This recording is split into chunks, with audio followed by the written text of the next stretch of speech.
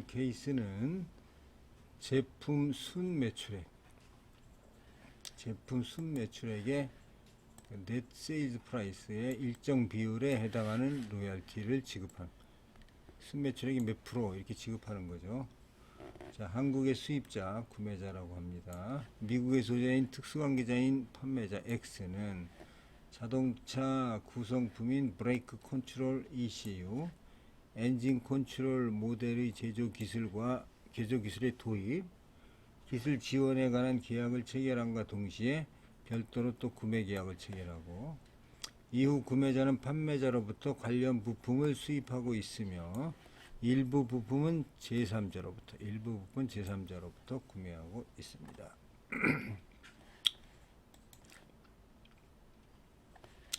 기술 지원 계약에 의거 구매자는 판매자에게 일정 금액의 기술 이전비와 라이센스 제품 순 매출액 (net sales price의) 일정 비율에 해당하는 로열티를 지급하는 바, 동 로열티가 관세법 제30조 관세법 시행령 제19조 규정에 의한 과세 대상에 해당하는지 여부가 포인트가 되겠습니다. 이걸 검토해 보면,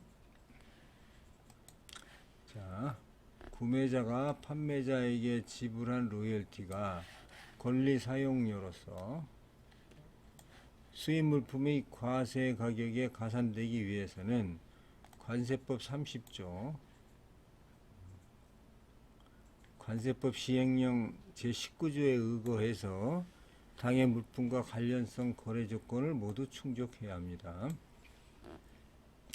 자, 구매자가 판매자로부터 구매하여 수입하는 물품은 일반 범용성 물품이 아니라 제품 설계와 연계되어 개발 제작된 주문형 IC 등으로서 국내에서 당해 기술에 의해 생산될 물품의 부품에 해당하며 그 자체의 노하우 내용의 전부 또는 일부가 구현되어 있는 물품이 있기 때문에 로열티 지급과 수입 물품 간의 관련성이 있는 것입니다. 당연히 관련성이 있죠. 주문형 IC니까.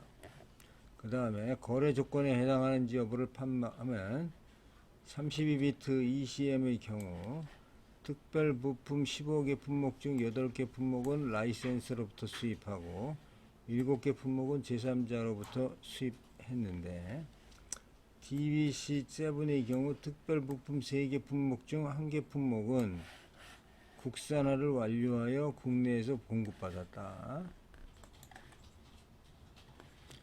또 DBC7의 경우 특별 부품 3개 품목 중 1개 품목은 2003년 9월 국산화를 완료하여 국내에서 공급받은 사실, 라이센스 제품의 품질 유지에 대한 요구 충족을 위해 라이센시는 라이센서 또는 라이센스가 지정한 공급자로부터 특별 부품을 구매하여야 한다고 기술 지원 계약에서 정하고 있으나, 이는 라이센스 제품이 품질 관리 차원으로 기재된 것에 불과하여 라이센시는 공급자를 변경할 수 있으며 공급자 선택에 대한 책임은 라이센시에게 있고, 물품에 대한 품질 보증 역시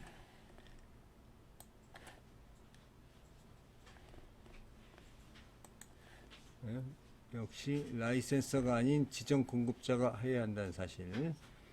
그리고 로얄티의 산정 방법상 판매 가격에서 라이센서로부터 구입한 부품의 부품 가격, 재료비, 부품 가격이 공제 비용으로 인정되는 순판매 가격법을 기초로 계산함으로써 부품 수익과 관계없이 로열티를 지급하여야 하고, 오히려 로열티 구입 비용이 많을수록 지불한 로열티가 감소하고 구입 비용이 적을수록 지불할 로열티가 증가한다는 사실에 비춰볼 때,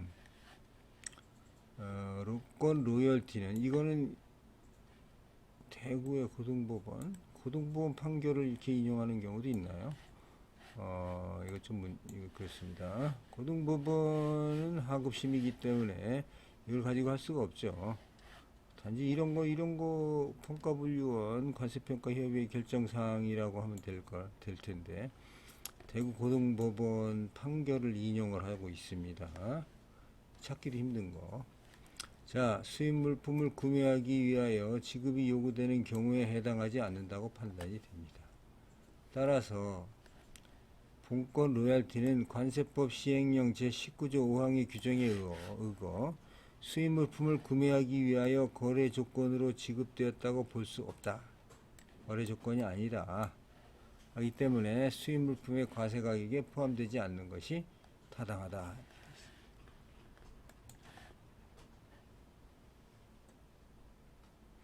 우리가 거래 조건이라고 하면 로얄티를 지급하지 않으면 수입을 할 수 없는 것이지, 로얄티가 내부적으로 어떻게 계산이 되고 하는 것보다는 우리 기본적으로 로얄티를 지불하지 않으면 수입할 수 없다. 이게 거래 조건이지, 이게 로얄티에 뭐 지불이 적고 늘고 하는 것과 과연 관계가 있는 것인지, 이런 부분은 한번 우리가 검토를 해봐야 되지 않겠나. 거래 조건을 이렇게 판단을 하게 되면은 로얄티를 지불하지 않으면 수입을 할 수 없지만, 그 내용이 틀리면 거래 조건이 아니라는 그러한 결론에 이르게 되기 때문에 검토를 해봐야 될 문제가 된다고 생각을 합니다.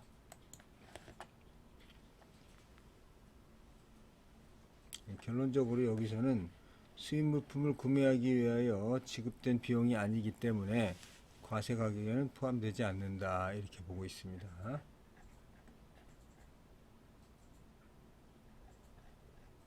그 다음 상표권료는 지급이 되지만 상품 구매는 수입자가 독자적으로 하는 경우 상표권료의 과세 가격 가산 여부입니다. 제2사는 라이센스 계약을 체결한 해외 상표권자의 상표를 내건 매장을 운영하면서 매출액의 일정액을 라이센스료로 지급합니다. C사의 상표가 아닌 제3자 상표 물품을 수입한 후 C사의 상표 라벨을 추가 부착하여 판매하는 경우 제2사가 C사에게 지급하는 라이센스료가 관세법상 권리사용료에 해당하는지 여부를 질의하고 있습니다. 단, 계약서상 해외 상표권자의 역할은 다음과 같습니다. 상품 디자인 및 품목 선정 등 구매 결정 시 상표권자가 조언한다. 수입 제품에 대한 매장 디스플레이를 조언한다. 해당 상표를 매장 상호에 사용하되 상품 구매는 민원인이 독자적으로 진행한다. 중요한 것은 상품 구매는 민원인이 독자적으로 진행한다. 자, 수입 물품의 선택과 관련된 조언 등의 컨설팅 수수료가 되겠죠. 관세법 시행령 제19조의 수입 물품 거래 조건에 해당하는지 여부입니다. 검토를 해보겠습니다.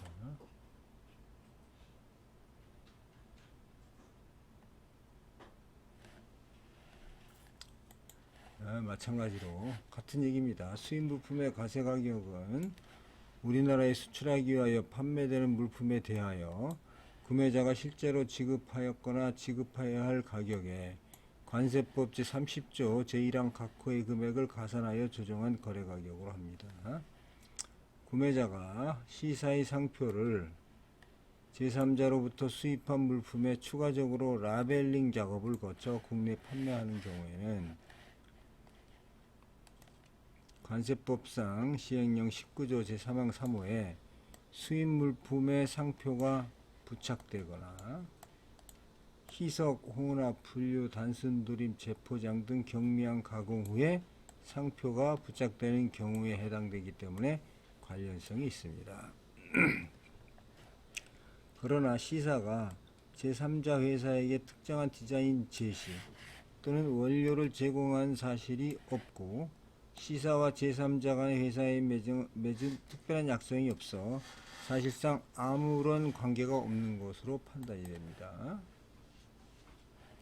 또 라이센스 계약에서 시사가 프라이빗 브랜드 제품의 판매에 관여하고 컨설팅 계약에서 직접 구매할 제품 및 상품의 조사, 연구, 발견 및 선정에 관여하는 것은 시사의 이미지와 이념을 훼손하지 않기 위한 최소한의 컨설팅에 불과할 뿐이고, 이는 제3자로부터 실질적인 구매 결정은 제2사가 실질적인 구매 결정하고 있다는 거죠. 그래서 따라서 본건과 같은 제3자로부터 수입한 물품에 대한 권리사용료 지급은 관세법 시행령 제19조 제3항 제3호의 수입 물품과 관련성은 있으나 이것이 거래 조건에는 해당되지 않기 때문에 관세법상 과세 대상에 해당되지는 않는다. 결론적으로 이 시사가 제3자 회사에게 특정한 디자인 제시 또는 원료를 제공한 사실이 없으며 시사와 제3자와 간에 맺은 특별한 약정이 없어 사실상 아무런 관계가 없다. 이게 제일 중요한 포인트죠. 사실상 아무런 관계가 없다. 시사의 컨설팅은 시사 매장의 이미지와 이념을 훼손하지 않기 위한 최소한의 컨설팅에 불과하기 때문에 관세법 시행령 제19조 5항 제2호 수입물품 거래 조건에 해당되지 않아서 관세법상 과세 대상에 해당되지 않습니다. 자, 결론 이렇게 내치고 이번 사례는 여기서 마치겠습니다. 감사합니다.